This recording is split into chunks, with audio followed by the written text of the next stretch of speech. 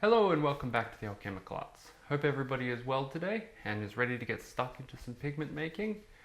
I'm going to expand out on my repertoire of lake making, and today we're going to be diving into Chamomile Lake. So basically we're going to try and make a yellow lake pigment from chamomile flowers. So what we're using today is not your regular chamomile that you would find in tea or usually as an ornamental in the garden. Today we're using the dyers chamomile, or Anthemis tinctoria. So your normal Roman chamomile or German chamomile is not quite the same as this one. So it's important that if you are trying to make a chamomile lake, you use the one that's used for dyeing, not the one that's used for tea or ornamental purposes. Basically, the reason I wanted to dive into particularly the chamomile, but also just more lakes in general, is I've found the process of lake making a very interesting and nuanced and rewarding process. It differs from some of, say, the mineral-based pigments that I make, like cobalts and cadmiums, where there's more precise chemical equations and reactions going on.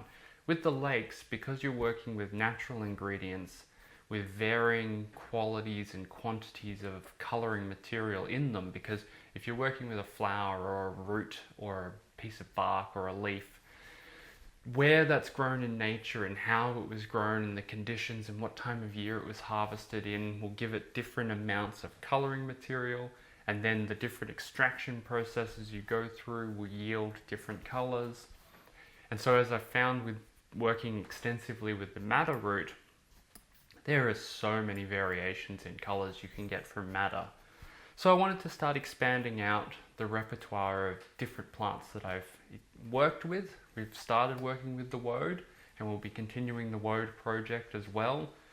So I thought we'd hit up some yellows through the chamomile, and I've got a whole backlog of other plants there. Welds and Brazil wood and sandalwood, and more on the carmine stuff as well with the cochineal beetles. There's just so many different lakes, particularly in the traditional lakes. And so I want to stick to working with the traditional tried and true plants, because I see a lot of people out there working with making lakes from vegetable scraps and all of these other things, beetroot, turmeric and stuff like that.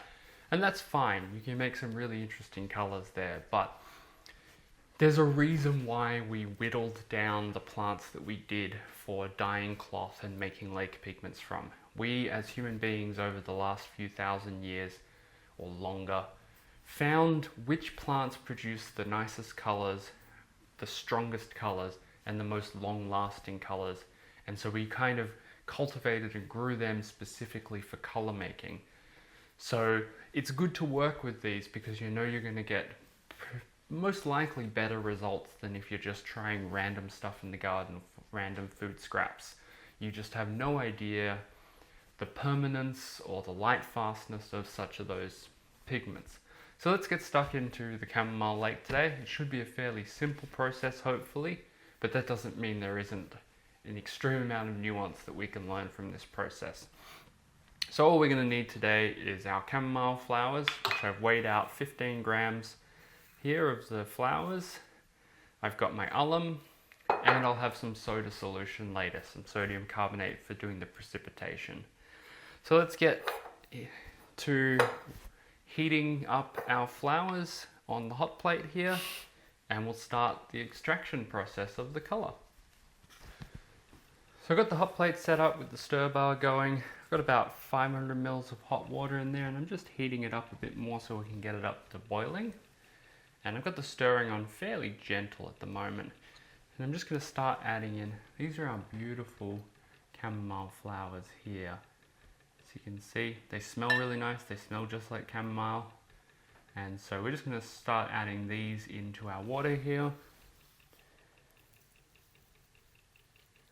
They'll float on top, most likely, and they'll take a little while to get saturated and mix in, but let's just go in and tip the whole bunch in. And then we might get ourselves a little spoon here. I'm just going to give this a stir just to get them in there. As you can see, we're already starting to get a little bit of a yellow color forming.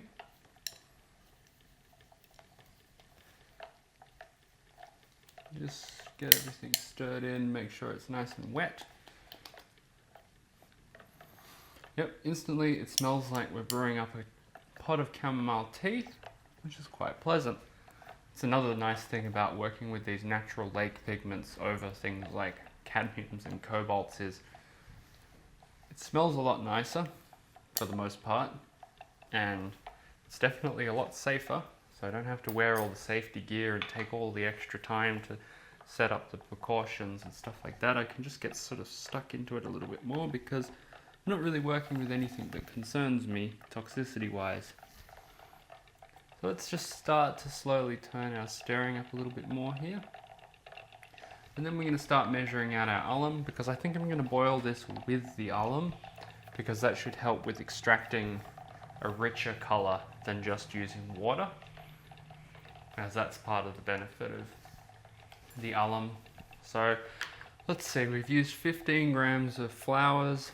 I think I'll use approximately 12 or 13 grams of alum, which should give us a good amount. So I'll just weigh that up over here, and then we'll start to add that in. Because I've used so much water, I probably won't pre-dissolve the alum, and I'll just add it as a crystal to this mixture here and let it dissolve in the mixture.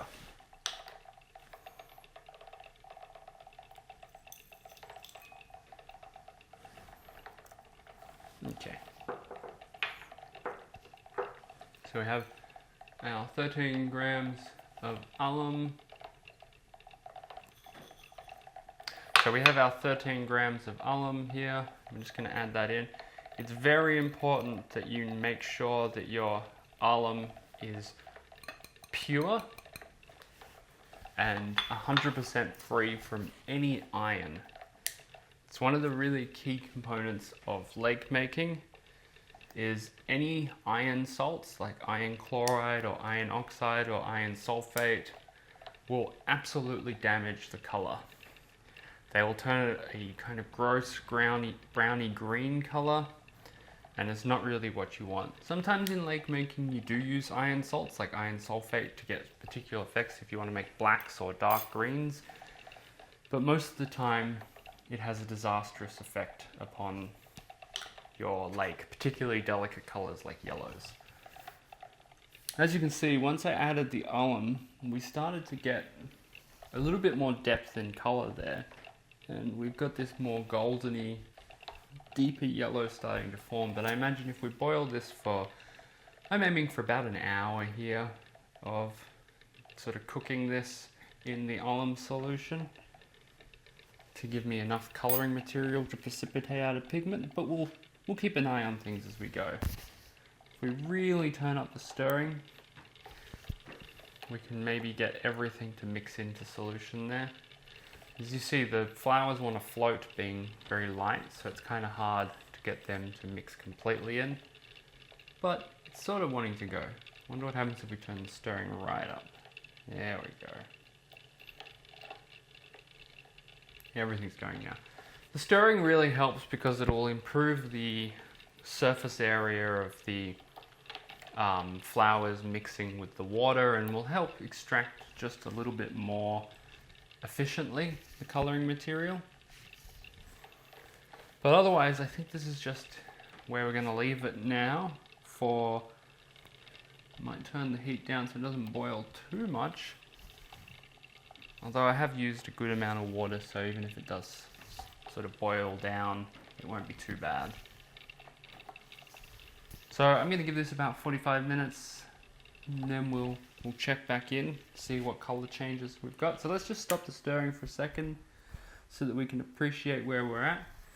You can see at the bottom here, it's gone this sort of honey colored amber already with the alum. It's still fairly light, but let's see if we can deepen that color with say another 45 minutes of boiling. So let's get the stirring going nicely. And let that do its thing. So our chamomile solution has been heating and boiling for close to an hour now, and I'm just going to go through the process of filtering out the flowers. So I have another beaker here. I have a piece of cloth. It's just like a calico cloth. It's got a semi-loose weave, but not so loose that it'll let particulates through. And I've pre-wet it just to help the liquid go through. And then all we're going to do is just take this and pour our mixture like so that we can collect our colored liquid. As you can see, it's this beautiful goldeny yellow color. Filtering hot makes this process a lot quicker, but it can also be quite hot to handle, so just be careful. But yeah, it's this sort of amber honey-like color. It's really nice. I'm really happy with how this has turned out so far. Just gonna keep going in there, making sure to extract my stir bar from here, because we're going to need that for the next process. And just get all of the plant material into the filter here, into the cloth, so that I can squeeze out all of the juice carefully. I don't want to squeeze too hard because I don't want to push any fine material through, as I've got quite a nice clear solution, and it's also very hot. So I'm just going to be very careful and gently squeeze, trying not to burn my hands, because this is probably about 85 degrees Celsius at the moment, as it's been close to boiling.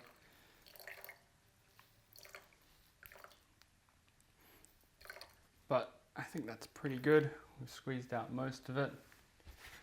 And there you have our liquid. This sort of ambery golden honey colored liquid, which is very nice. So we're going to use this to precipitate out our pigment. I think I might actually filter this one more time through some cotton wool, just so that we get a very, very clean liquid. The cleaner the liquid is, the cleaner our pigment's going to be. So what we're going to do is we're going to grab ourselves a funnel and some cotton wool and do one more little filtration.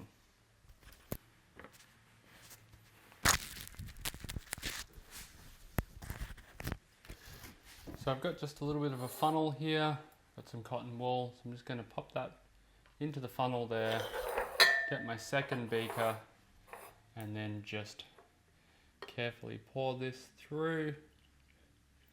And this is just going to ensure that the liquid that we end up using for precipitating our pigment is as clean as it possibly can be.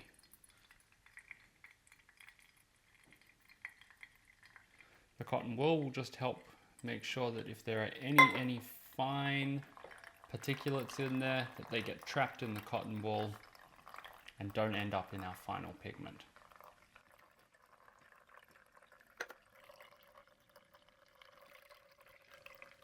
It's always important to make sure that you take the extra steps to make everything as clean and pure as possible, because that's how you ensure getting a nice clean color, because each little bit of gunk that ends up in your pigment just discolors it that much more. And we'll be able to have a look at the piece of cotton wool to see what we've managed to trap through this process.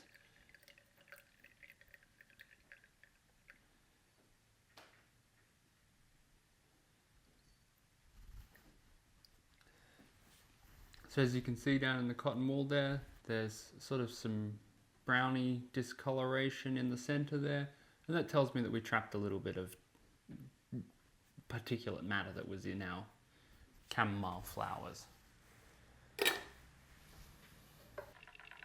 So I've got my liquid back here on the hot plate again, stirring and heating, because it's important to precipitate your pigment hot, as it'll make your life a lot easier. And I've got myself a solution of sodium carbonate here, which we're just going to add to the liquid that we extracted from our chamomile flowers, and we should see our pigment start precipitating fairly quickly. I'm going to add it very slowly because there can be frothing that occurs, but by doing it hot we should reduce the amount of frothing. So here we go. There we go.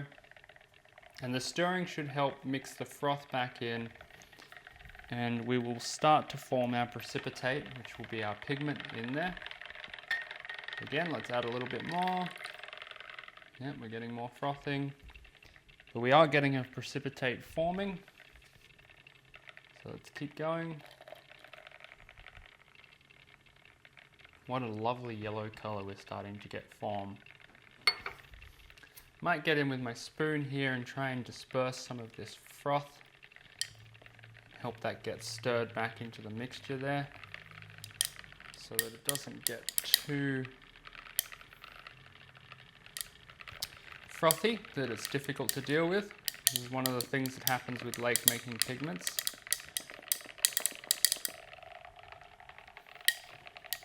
Kind of looks like a beer at the moment.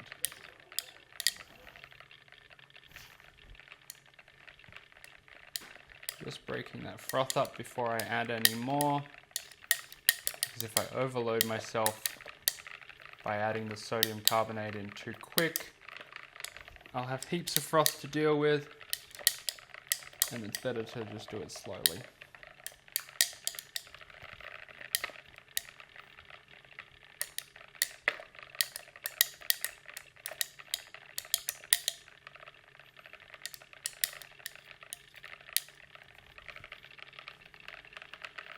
If we increase the stirring a lot more, that should help. So I'll add a little bit more of the soda solution. Yep, as I said, that's what happens when you add it a little bit too quick. You get quite an amount of frothing, but we'll see if vigorous stirring can help bring that back down, as well as a little bit of stirring from the spoon here.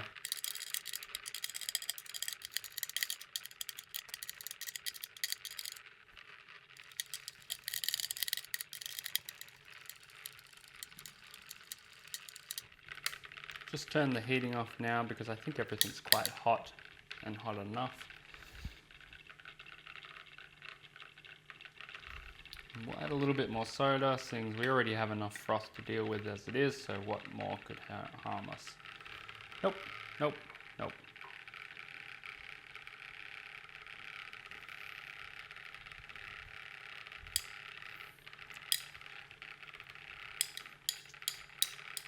That's where we're at the moment. I warned you.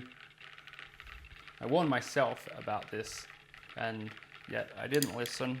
And as per usual with every time I make a lake, I get slightly impatient, add the soda in too quickly, and end up with this extreme amount of froth that needs to be worked back. I'm hoping the stirring is actually helping.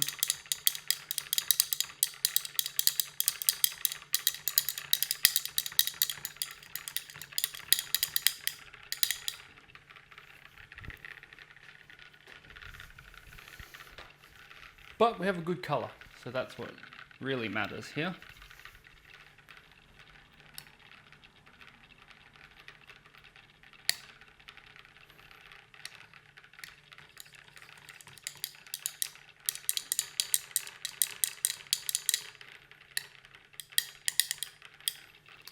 If I stop the stirring, you'll be able to see a little bit of the precipitate in there start to settle out, but actually most of our pigment is bound up in this froth up here, and that's why we've got so much trouble.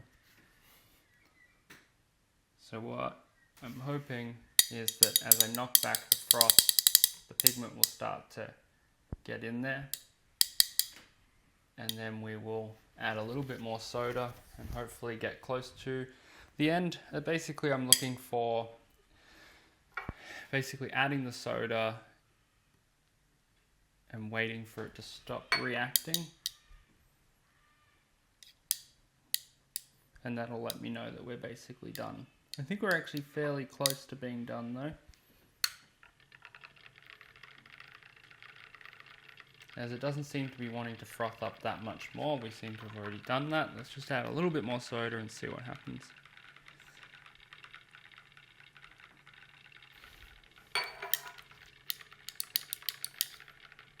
Yeah, I think we've got to the points now. We just need to knock back this froth, and then we're good to start collecting the pigment.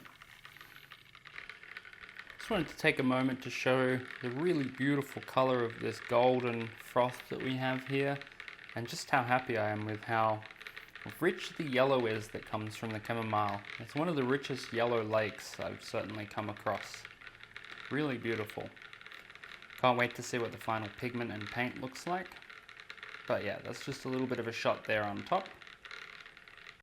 So we managed to knock back a fair chunk of the froth. And just clean that up a bit like that. A little bit of water. And now I'm just letting it settle so that we can start to see the pigment settle out. And drop to the bottom, and then we'll go through the filtering process. Because this is still quite warm, this should actually make the process of having the filtrate, the pigment, settle out quicker. As you can see there, there's that very thin line. That's the yellow, clearer liquid still there. And then the rest is our pigment that is dropping down, which is that sort of mustardy colored thing there. Should be interesting to see what our final pigment looks like once it's dried and mixed up into a paint. But otherwise, I'm just going to let this settle down, because then I'll be able to tip a bit of the liquid off. And once I've done that, then we can run it through the vacuum filter. And the vacuum filter will just speed up the process of collecting the pigment. And we can also do some washing while we're there, because we'll have an excess of the soda in there, and we want to wash that out as much as possible so that we don't have to worry about it being trapped in our final pigment. Though I do get the feeling that this might be slightly gelatinous, this pigment. It may actually take a little bit of time to filter out, which can sometimes be the way with certain pigments and certain filtrates. They can end up with this sort of gelatinous type quality to them, which means they don't separate out of liquids super quickly, and they can take quite some time to filter through filter paper. But we'll let this sit for a little moment, and then we'll come back and we'll do the filtering step, the drying, the washing, and then finally some paint making. So I've left this to sit for a little while now, and you can see there very carefully at the bottom there's a layer of pigment sediment, and then we still have this discolored liquid up the top here, which says there's still a bunch of the pigments remaining in suspension there. But I'm not going to wait, because it would probably take a few days for that to settle out. So I'm going to pour it off very carefully and set it to the side, and I'll collect whatever I can from it later.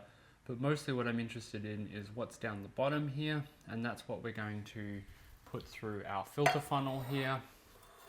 But we're going to start by just very, very carefully pouring off the excess liquid here into this previous beaker that we have.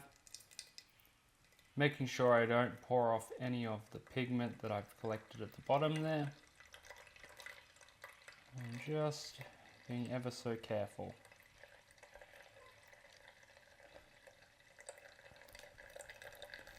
I'll probably stop about there, and we're going to just filter the rest of this through the filter funnel, which is going to take a little bit of time, so I'll spare you the filtering process, as we've all seen me do filtering before. It's loud, it's time consuming, and it's annoying, but it's worth it. It's quicker than waiting for gravity to do the job. So I've washed and dried and ground our chamomile pigment, and as you can see here, we have this lovely golden yellow pigment as a result of the laking process. It's kind of reminiscent of a golden ochre. It's a little bit more yellow in some respects than a golden ochre, and slightly less brown. It's a little bit cleaner, but the final pigment is really quite beautiful. I think what we'll do now is we'll make it up as a watercolor paint and have a look at it there when we paint it on paper, and we'll get a good indication of what the color's actually like as a paint. But as a pigment, I'm really happy with that. It's kind of a very rich, strong color for a lake, and I've done a number of yellow lakes now, and this has definitely been the richest of all the lake colors that we've got so far in terms of the yellows. And it's just come from the humble chamomile, which is really cool. So I'll make up a little watercolor, we'll paint some out, we'll have a look at what it looks like, and that should be a wrap for this episode. So I've got a small amount of pigment out here on the grinding slab, and I'll make just a little bit of a well in the center, and we'll pop a little bit of watercolor binder in there. I'm not going to be worrying about being too precise here, I'm just wanting to get an indication of what this looks like. And just start to mix it together. It's a very rich color, super dark and golden. It's really nice. I think with a little bit of water though, this will lighten up quite nicely. Like all lake pigments, it tends to be quite transparent. But we'll get the small moolah in here and we'll start to give this a little bit of a grind. So just put a tiny drop of water on there and just start to grind that up with the moolah.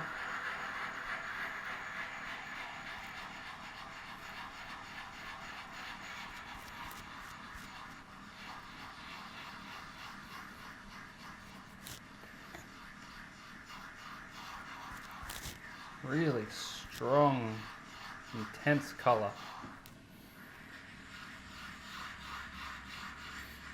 Obviously this is quite coarsely ground at this point, so I might need to give this a bit of a grind with the moolah to get a nice smooth paint.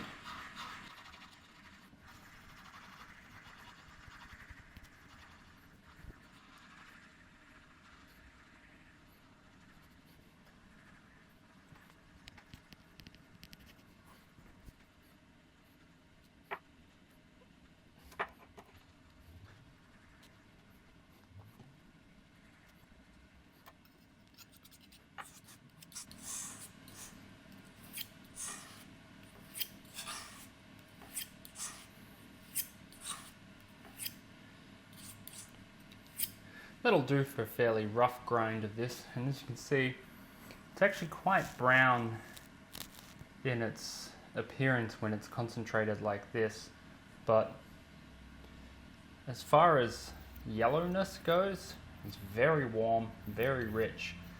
It's quite beautiful. It is quite similar to the pomegranate lake that we made on the channel a while back, but it's certainly warmer than the pomegranate lake. So let's get ourselves a little bit of paper and we'll do a little bit of a test paint out and we'll see how that looks. Alright, so I've just got a small brush here, some water. Let's grab a bit of our paint and just dilute it down with some water.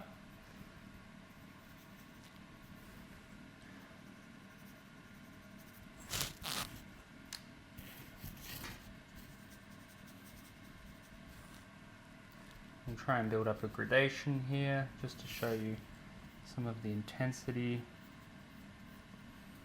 And then we'll do a more dilute mixture.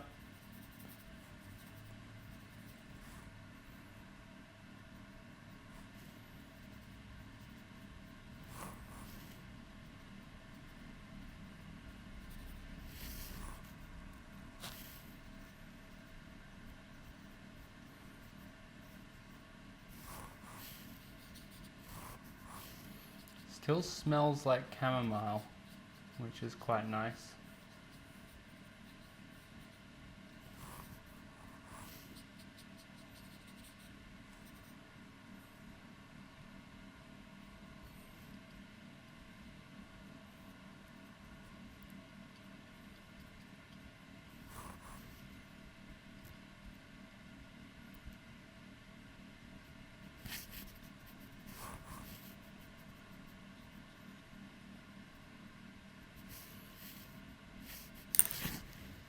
There we have it.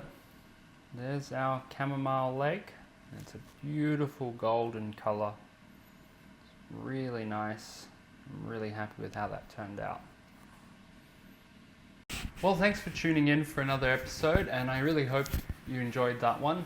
It was really nice to work with such a simple ingredient like chamomile flowers and make such a really rich and nice pigment from it. I hope this shows you that there's a lot of really lovely stuff to be found in the world of natural lake pigments, and I've got a huge backlog of really interesting stuff to work on, a whole bunch of other plants and materials like that, and we're going to start producing a whole array of really beautiful, rich lake pigments, and they're all fairly simple to make. There's obviously a lot of nuance, and I reckon if I sat down and played with the chamomile a bit further, maybe try and get the color a bit richer, or see what adding extra alum is to make maybe a lighter variant, because ultimately, what did I do? I did 15 grams of dried flowers there and about 12 grams of alum, and I ended up with a very small amount of pigment. So the yield was not particularly high. So there might be ways that I could improve the yield. Obviously using more alum will give us a larger yield, but I wonder if that will reduce the color intensity, because the color that I did get was very rich there. So it'll be a bit of a play around to see if we can aim for a higher yield and not sacrifice too much of the intensity of color. So I'll play around with a few things like that, and we'll report back once I know a little bit more about the subject. It was just my first test at the chamomile. I don't know what it would be like using regular chamomile that you use for tea, because this is specifically dyers chamomile, as we sort of stated at the beginning of this episode. But all in all, I'm really happy with it. It was a really fun and simple pigment to make, and I hope you enjoyed this, and stay tuned for some more.